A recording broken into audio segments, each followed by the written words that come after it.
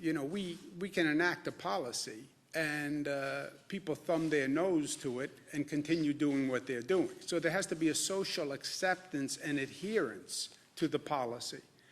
And New Yorkers are doing that. They're acting responsibly and diligently, and we are saving lives by what people are doing today. Our expression has been New York tough because every day is tough on many, many levels. I get it. But every day that we are New York tough, we are actually saving lives. And don't underestimate this virus. I think that is a mistake we made from day one. We as the collective we as the global community. This virus is very, very good at what it does. We lost more lives yesterday than we have to date. We understand, and all the experts have said, Dr. Fauci said from day one to me, you will see the deaths increasing after the hospitalizations because the deaths increase the longer a person is in the hospital, the longer a person is on the ventilator. I understand the scientific concept. I understand the data.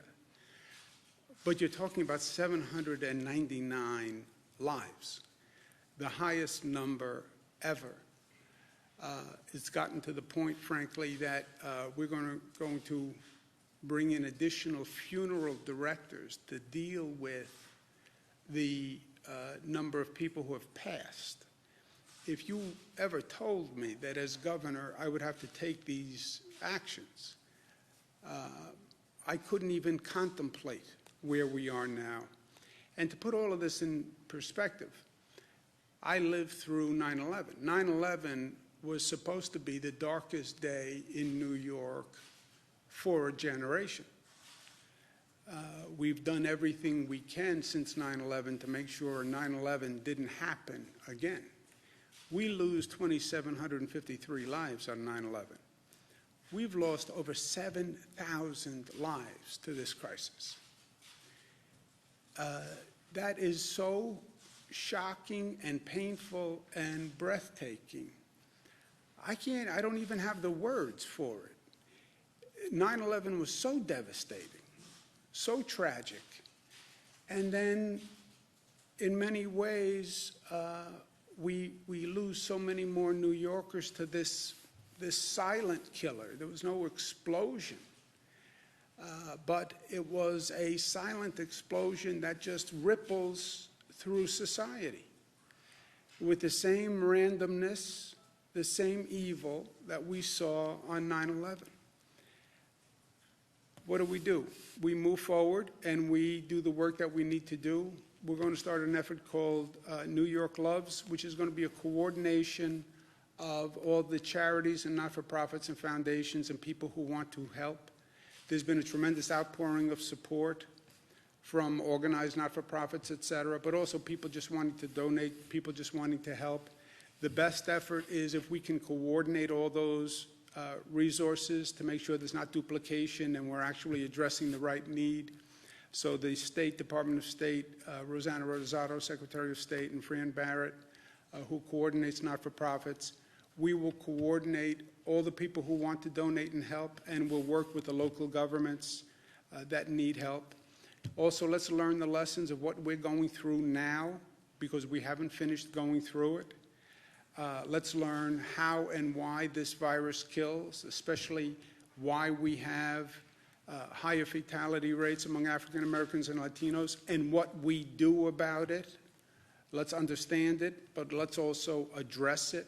We're going to be doing more testing in African American and Latino communities with more data. We're going to open new testing sites, primarily in African American and Latino communities, with SUNY Albany, Department of Health, Northwell, collect the test results, but also collect the information that we need to come up with policies to fix this. Where do people live? Where do people work? What's their socioeconomic status? Where do they socialize? What are their previous health conditions?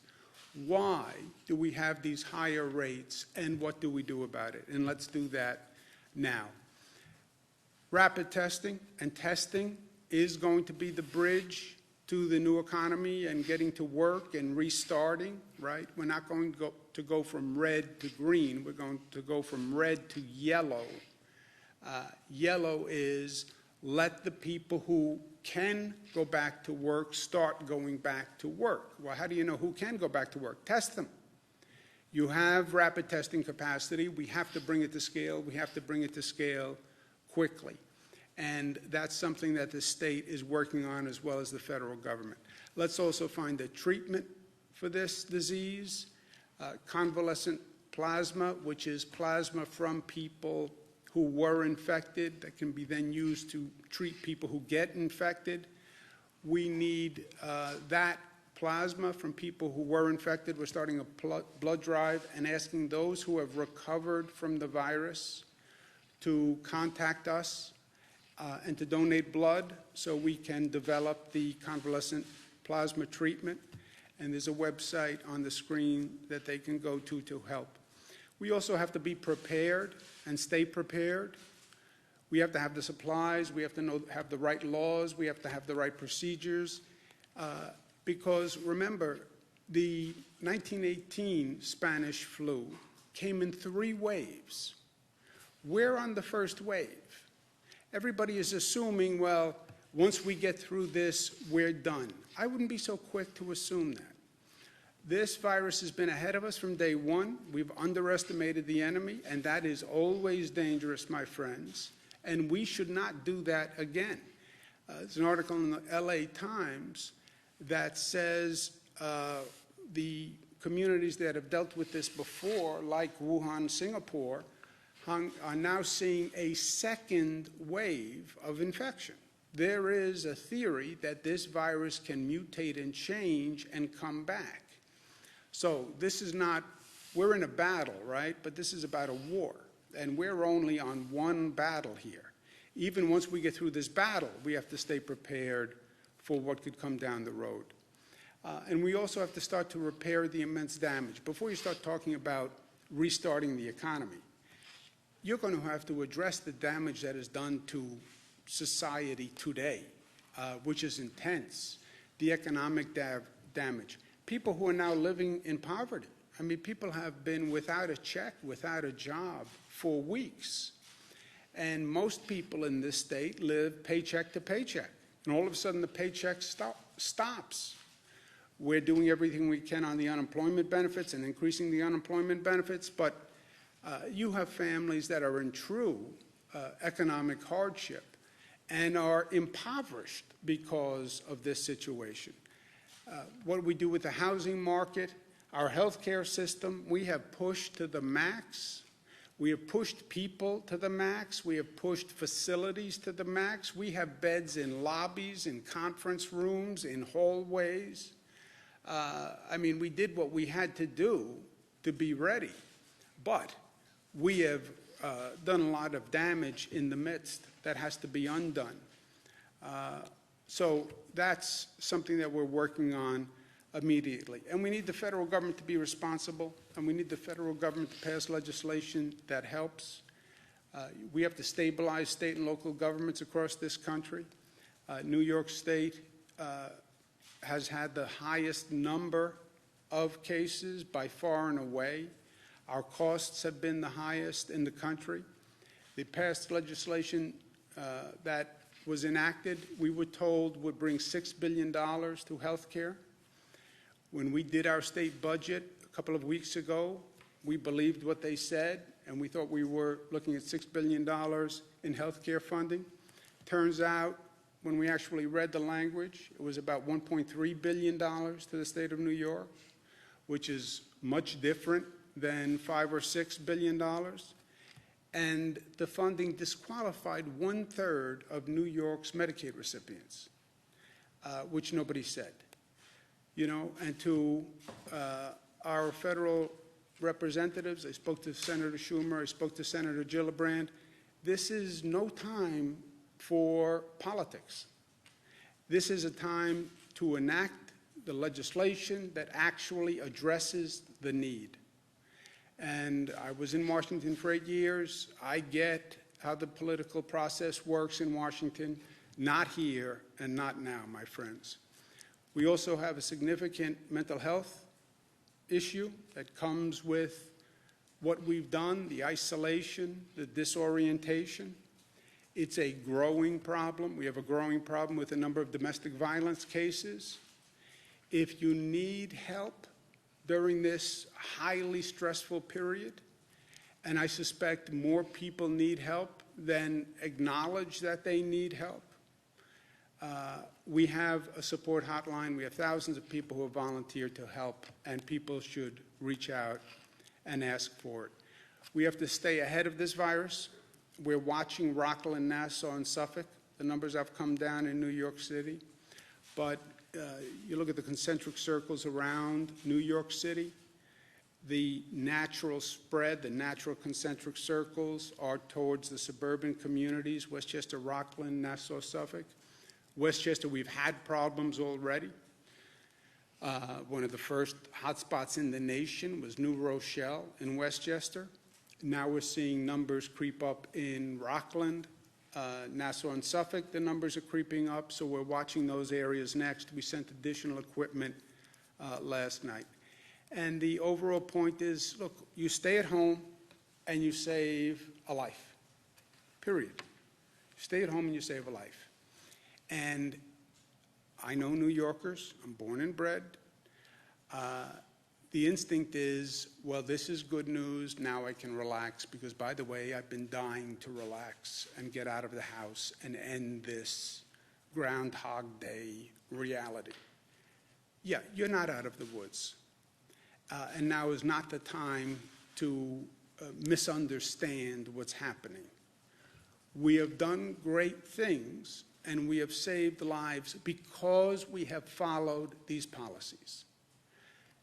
The moment you stop following the policies, you will go right back and see that number shoot through the roof. And we are not prepared to handle the highest numbers in those projection models. Whatever we do, you can't take a 50,000-bed system and get it to 136,000 beds. It's an impossibility. And I'm a person who never says no and believes New York can do anything if we try. I'm telling you, we have to keep that curve flat. Today we can say that we have lost many of our brothers and sisters, but we haven't lost anyone because they didn't get the right and best health care that they could. The way I sleep at night is I believe that we didn't lose anyone that we could have saved. And that is the only solace when I look at these numbers and look at this pain that's been created. That has to be true. And that has to continue. And that is a function of what each and every one of us does. So New York tough, yes, we're tough, but tough means we're smart, we're disciplined, we're unified, and we're loving. And if you don't want to stay home for yourself, stay home for someone you love, right? That's what the stay-at-home campaign is all about. You want to have reckless disregard for your life? It's not about your life. It's about the healthcare worker who will have to treat you in the emergency room. It's about the vulnerable person who you infect, who you could kill by your actions. Sometimes it's not about you, right? It's not about me, it's about we, and that's where we are. Questions? Do we need nursing homes just for COVID patients? I'm sorry? Do we need nursing homes just for COVID patients? No, I don't think we have. We're not planning nursing homes for COVID patients. Governor, millions of people are applying for unemployment nationwide and hundreds of thousands here in New York. We've gotten consistent reports that they can't get through to operators at the New York State Department of Labor. This has been going on for weeks. What sort of assurances can you offer residents that they can get these benefits, particularly in times of economic hardship? Yeah, look, the technology at the Department of Labor, the system just crashed because of the volume, right? It's one of those unanticipated consequences of a situation like this. And again, Jesse, nobody's been here before. We'll learn for the next time, but yeah, you have a government shuts down the private sector economy, you have millions of out of work. The next shoe to drop is going to be millions of people call in for unemployment benefits, crashing the system that handles the unemployment benefits, because you've had a 100-fold increase, which is what has happened. We have 1,000 people who are now working on just personnel for that incoming system. Think about that, 1,000 people who are working on processing applications for unemployment benefits. That was like the number we used to get of applicants. Now we have 1,000 people processing applications. We're working with Google to come up with an online mechanism that bypasses any phone certification. The phone certification was important because you want to make sure that people who are applying are also qualified. So we're doing everything we can. The good news is, whenever you sign up, your benefits are going to be retroactive. You will not have received the check. I get that, and that's causing anxiety. But it's not like you're not going to get the same benefit because you didn't get through on Monday and you didn't get through until Thursday. Melissa's been working on the system. You want to give an update? Sure. So just to give everybody a little bit of context, these numbers will come out later today, but last week there were 350,000 unemployment claims in New York. Going back to March 9th, we're at 810,000 unemployment claims. So far, 600,000 of those claims have been successfully processed, so you've got over 200,000 that are still in partial status. What happens is you go online, you fill out the application. If you fill out the application in full, you're done. If you leave any of the fields blank, what's been happening is they tell you call the system. So you call the system to follow up. That's what then caused the crash in volume, and then the system goes down. As the governor said, we've been working with Google. Today, between 5 and 7 p.m., the system is going to go down to reboot. 7 o'clock, the new application goes online. It's streamlined. There are fewer questions. And once you get to the end of that, if you successfully fill it out, it's going to say you're finished with the application process. If there's any information that's left blank, it's going to say, don't call us. We will call you within 72 hours. And DOL, as the governor said, now has 1,000 people on the phone lines. They're going to be reaching out directly to the people so that people don't have to go through this infuriating process of calling and getting busy signals and thereby collapsing the system. So hopefully starting today after 7 o'clock, the system will be much better streamlined. But as the governor said, it's a volume issue that we've never experienced. Last night you acted to freeze the pay of state workers. Can you talk about why you decided to do that, and also where do you derive that power to essentially break the union contract? Yeah, I'll ask Rob Mahika to speak about the financial stress that the state is under. But look, so many of these things we've never seen before. We have never seen the financial devastation done to the state budget the way it has happened here. Again, in my lifetime, we go back to 9/11, which was the catastrophic event. This is more devastating to the New York economy and New York budget, which is just a function of the New York economy, than 9/11 by far. But Rob, do you want to speak to the question, Karen's question? Sure. Just look at it in the context that we're talking about. We're looking at a revenue shortfall of between 10 to 15 billion dollars, and those numbers are trending more towards the middle of that right now. Look at a context of where we have 50% of the workforce is staying at home, just of the state workforce. As Melissa just mentioned, over 800,000 new unemployment claims in the past 3 weeks. And we frankly don't have the money, right, to make these payments. So we think at this time it makes sense to take a pause. The 2% raises don't go in effect for at least 90 days. At 90 days, we'll review it. Once we have a better picture of what the state's fiscal picture looks like, we've been asking the federal government to provide assistance to the state. If you look at a lot of the labor unions recognize the state only has a certain amount of resources, trying to prioritize those resources right now to fund the healthcare crisis. In between now and then, let's take a break and let's see if the federal government is going to step up, provide the state with more resources to deal with the revenue shortfall, and then we can deal with those commitments. To your question on where does the state have the authority, within the pay bills for each of these contracts when the legislature passes them. There are provisions in there to allow for withholds of these payments. So that's what we're relying on right now. And again, we will relook at it in 90 days once we have a better perspective. Excuse me 1 second, Nick. Just let me follow up on that, Karen.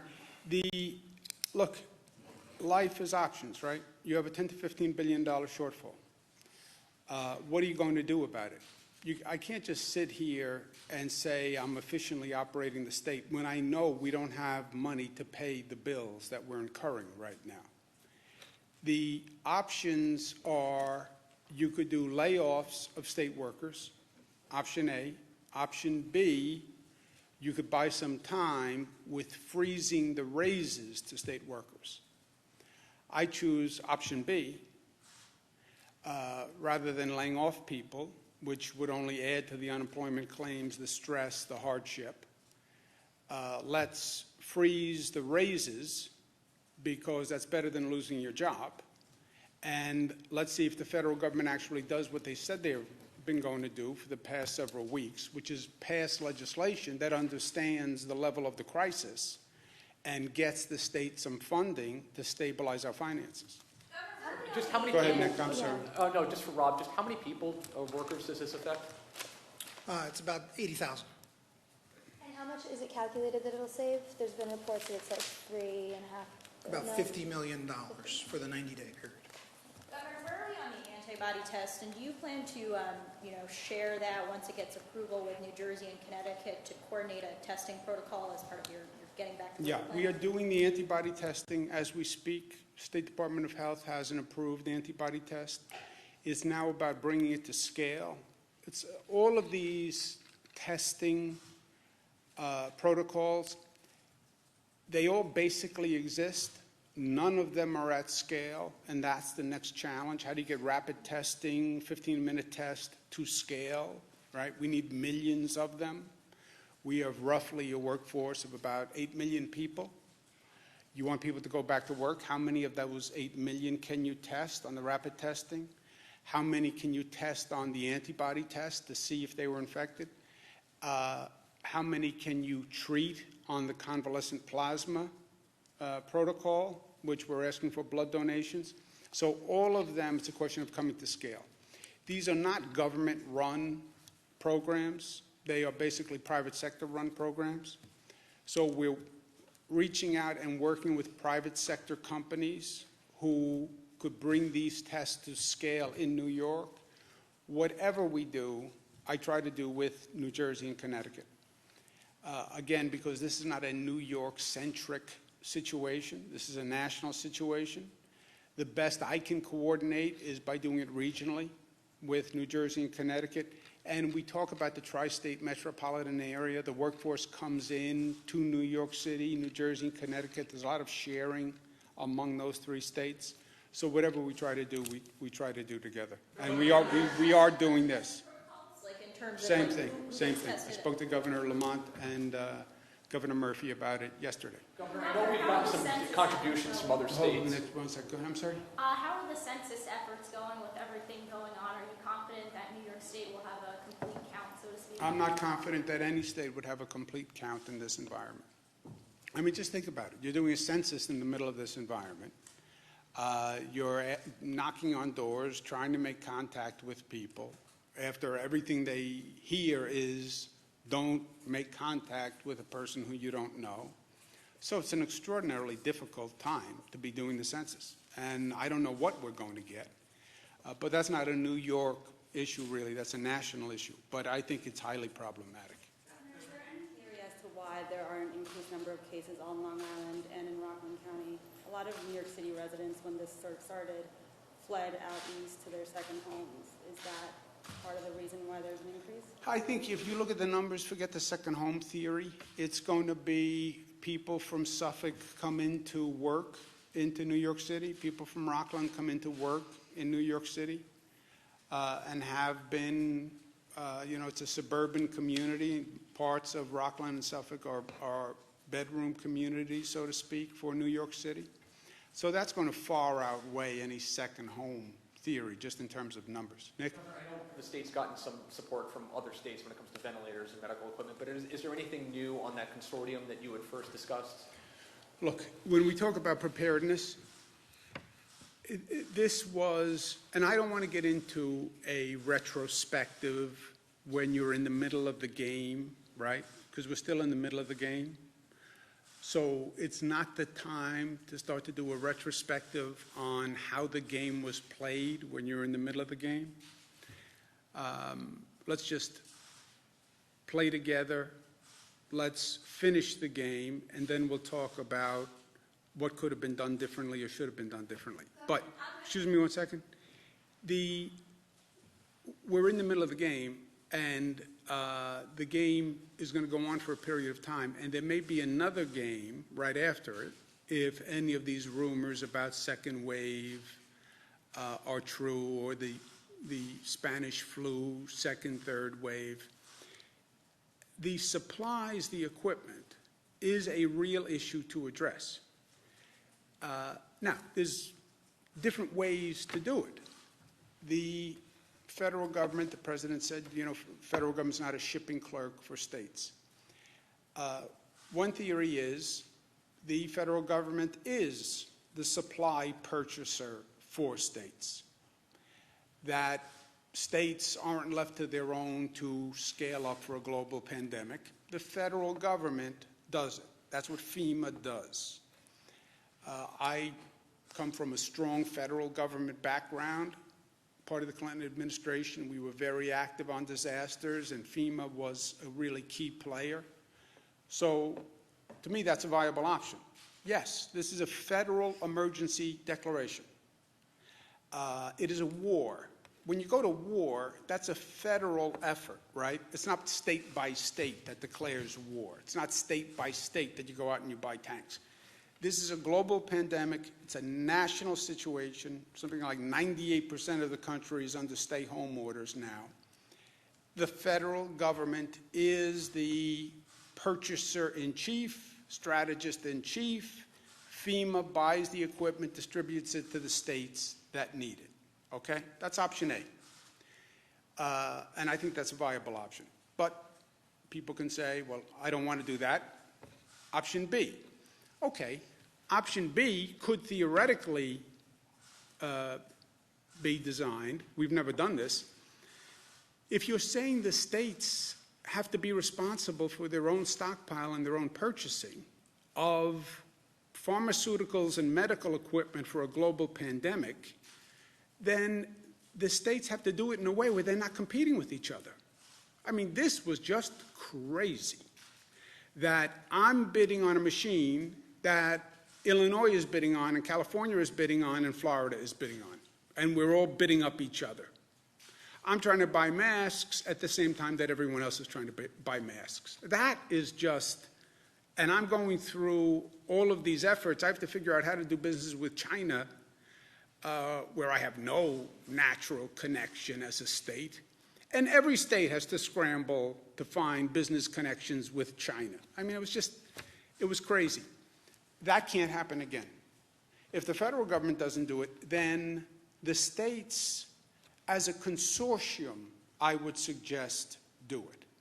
And let the states create a national consortium of states to do the purchasing in lieu of the federal government.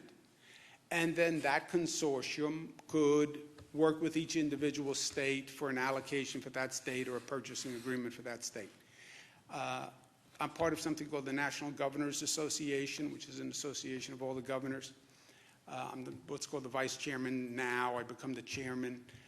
But it's something I'm going to focus on and work on. I become chairman in a few months. It's a sort of rotating cycles. If the federal government's not going to do it, then the states have to do it, and they have to know that they have to do it, and they have to be prepared, and they have to do it together. But what happened now can't happen again. And it can't continue to happen, right? Would you please comment on whether or not the state is providing any guidance to local jails, particularly in rural areas, to stop the spread of the coronavirus? Yes. DCJS on our state prison system and on the local jails DCJS has provided guidance and new procedures, and we can get that to you. Yeah, more procedures, either directing them to release more jail prisoners or any further guidance to stop the spread, any specific? I would have to check. And I what's don't the- know if DCJS has done recent guidance, but I can find out. What's That's the, it. what's, Social distancing, Governor. Mayor de Blasio said that we might see some of these restrictions relaxed by May at some point, but you keep comparing this to 9/11. You say it's taken a catastrophic hit to our state budget, also the death toll. Can you talk a little bit about that? I'm not going to guess when the data will say we should change our practices. It's a guess. Oh, well, maybe by Easter, maybe by May, maybe by June. Broadway thinks June. And by the way, Broadway is a very important part of our economy. I get it. There's a lot of jobs. It's a big economic engine. But how can you say that? How can you, who can look forward and say, this is where we're going to be in 3 to 4 weeks? You saw the projection models by the expert companies, which frankly were all off thus far. So I'm not going to say to anyone, this is where I think we'll be in 3 weeks or 4 weeks or 5 weeks. I have no idea. I don't know if that curve goes up. I don't know if that curve goes down. It depends on what we do, and we'll know when we get there. You know, we look at the data every day, and every decision we make is in some ways very simple. As traumatic as they are, they're all data-driven by experts. This is, you look at the numbers and the data should drive the policy. It's not what you politically would like. It's not what you think. It's not what you hope. You know, I have my own hopes, but make the decision on the data. And I'm not going to tell you what I think the data says in 5 weeks, because I have no idea, and I've spoken to the smartest people on the planet for the past month about this, and I'm telling you, the smartest person will start by saying, I don't know. And that's, to me, the sign of wisdom in all of this. And how do these economic projections compare to what happened during 9/11? Well, this economy has been shut down tighter. Remember 9/11, in retrospect, 9/11 was catastrophic emotionally and physically and culturally, and it gave us a sense of vulnerability that we never had before.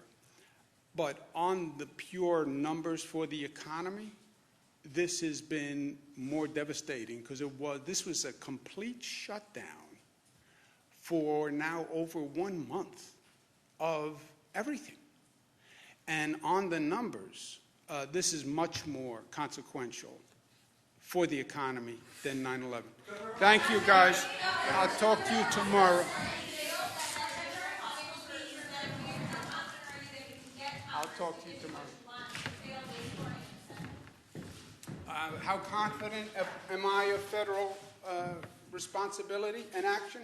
Not that confident. Thank you, guys. I'll talk to you tomorrow.